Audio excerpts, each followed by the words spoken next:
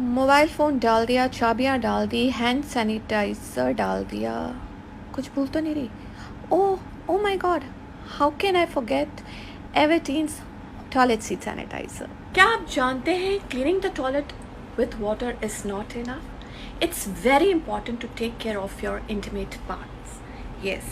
और 50-60% women को तो वैसे ही UTI और अदर इन्फेक्शंस होते रहते हैं, तो उसको प्रिवेंट करने के लिए मेरे पास है एवरटीन का टॉयलेट सीट सैनिटाइज़र, जो आपके इंटीमेट एरिया की हाइजीन तो मेंटेन करेगा ही, इसके साथ आपको उन इन्फेक्शन से भी बचाएगा जिससे आपको काफ़ी प्रॉब्लम हो सकती है। Everteen's Toilet Seat Sanitizer, I always carry it in my bag. It disinfects the toilet seat in just 5 seconds and help prevent UTI and other infections.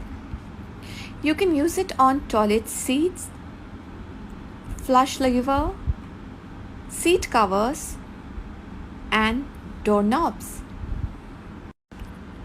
Shake the bottle well, hold it upright, spray the affected area at an elbow length distance.